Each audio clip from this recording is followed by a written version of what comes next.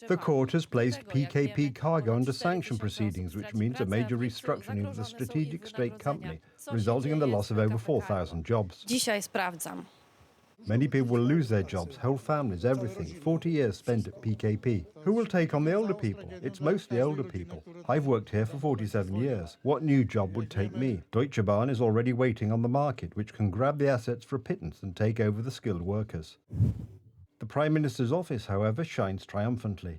We'll get PKP Cargo back on its feet. The court has placed the company under sanction proceedings. This means that it has been given a shield that will allow the authorities to restructure it and get it back on track. What does this mean in practice? I understand that after the layoffs, the new management of this company will sell off some of the assets because they will consider them unprofitable. And Deutsche Bahn will consider these assets as of extremely high potential and will acquire them for a pittance. So that is the concept, unfortunately, as is becoming more and more evident. The situation is particularly sad when you consider that the new concept for the expansion of the central transport port may also exclude Polish companies from bidding.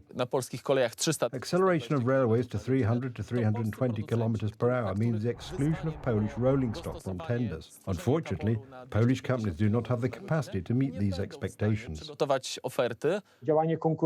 Also, the actions of the competition. One has to take into account how this will affect market shares, the weakening of PKP Cargo's position, which is a bit of a slippery slope. The former Prime Minister sounds the alarm that PKP Cargo is a company of strategic importance. PKP Cargo is a strategic company. Let's not allow it to be weakened or even liquidated. The President should also be concerned about this situation. The echo of yesterday's meeting at the Belvedere with the company's acting CEO and trade unions, apart from the dramatic situation of the workers, is the fact that PKP Cargo, being in Polish hands, is an element of our security that the President should be particularly concerned about preserving. Poland should have a company capable of supplying both the army and, for example, materials for the reconstruction of Ukraine.